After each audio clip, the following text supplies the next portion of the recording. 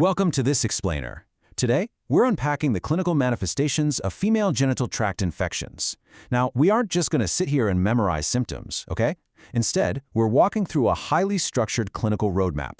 We'll start super broad with a macro-level view of infectious diseases, and then we'll strategically filter our way all the way down to highly specific pediatric investigations. Let's get right to it.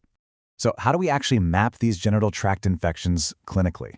Well, you can't just memorize symptoms in a vacuum. You absolutely need a rigorous system. Imagine a complex case walks through your clinic door. Without a solid framework, it's so easy to just get completely lost in the noise of overlapping symptoms, right? So we are going to build a systematic diagnostic funnel to make sure literally nothing is missed as we move from a patient's initial presentation right down to a definitive diagnosis. This explainer is all about how that funnel is constructed to really optimize your clinical reasoning. All right, here is our roadmap for today. First up, genital tract infectious diseases. Second, vulvitis infection classification. And finally, childhood vulvovaginitis investigations. Okay, Section 1, Genital Tract Infectious Diseases. Let's establish that baseline. Our main objective here is to build an exhaustive, comprehensive list of infectious diseases of the female genital tract. Now, you might be wondering, why is simply generating a list so crucial? Well, because in a real-world clinical setting, this is your baseline. Picture a busy clinic. You've got limited time, and a patient presents with generalized discomfort. Before you can even begin to think about a treatment plan, your mind needs to immediately pull up a complete mental inventory. Think of it like your differential diagnosis toolkit. By defining the entire universe of possibilities right out of the gate, you anchor your approach in objective reality. Think about it. How often do misdiagnoses happen simply because a specific pathogen wasn't even on the clinician's radar?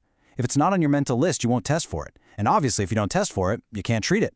So compiling this broad list of every potential infectious disease in this anatomical region, it's definitely not just busy work.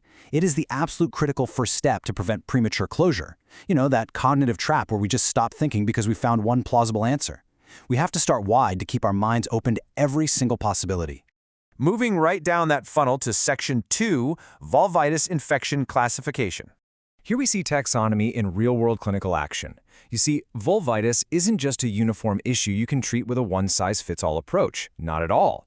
To deliver precise care, you have to classify the condition based directly and entirely on its specific underlying infection.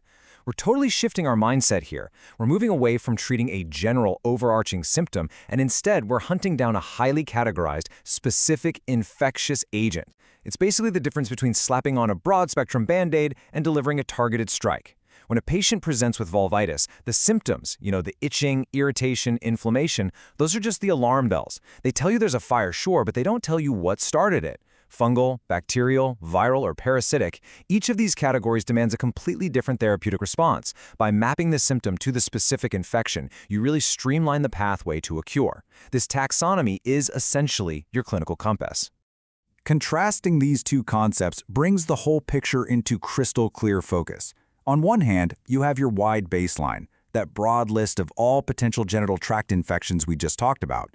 On the other hand, you have the highly targeted classification of vulvitis based on a specific infection.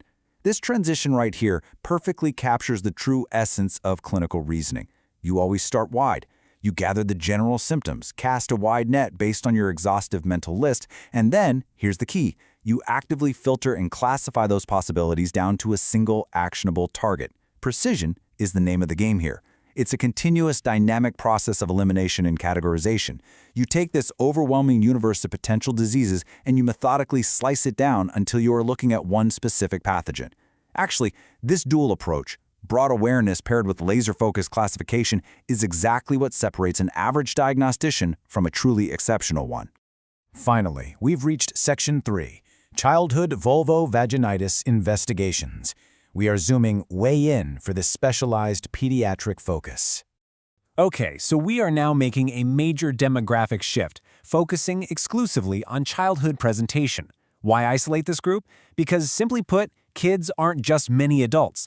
Childhood cases require highly specialized attention. A child's anatomical, physiological, and behavioral context completely upends the standard diagnostic landscape. Think about the estrogen-deficient environment of a prepubescent child, the thinner mucosa, the totally different bacterial flora.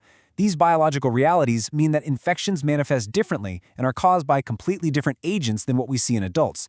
You just cannot apply the broad strokes used for adults to pediatric care. It absolutely demands a dedicated, highly guarded approach. Plus, you're factoring in hygiene habits, potential foreign bodies, and sensitive behavioral contexts that just do not apply to your standard adult patient. It's a totally different puzzle, requiring a totally different set of rules to solve safely and effectively. To manage that specialized care, the framework gives us 2 strict, active steps for evaluating childhood vulvovaginitis. Step 1. Meticulously describe the clinical features. Step 2. Conduct the investigation.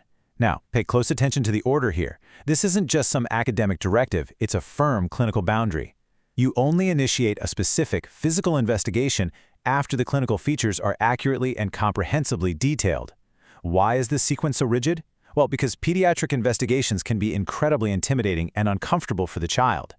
By taking a really thorough history and clearly documenting every visible clinical feature first, you ensure that any subsequent physical investigation is directly guided by concrete evidence. You definitely aren't going in blind. This protocol minimizes unnecessary discomfort, reduces clinical trauma, and maximizes your diagnostic accuracy. At the end of the day, it's all about protecting the child while still getting those critical medical answers you need. Which brings us to the ultimate question. How does accurate classification at the clinical stage actually transform pediatric care outcomes? We've journeyed all the way from a broad list of diseases down to targeted infection classifications, right down to strict pediatric protocols. And what this roadmap proves is that systematic clinical reasoning isn't just some theoretical exercise. It is literally the engine of patient safety. By mastering this diagnostic funnel, you ensure that vulnerable populations receive care that is just as compassionate as it is precise. I'll leave you to consider just how vital this funnel is to your own real-world success. Thank you so much for joining me for this explainer.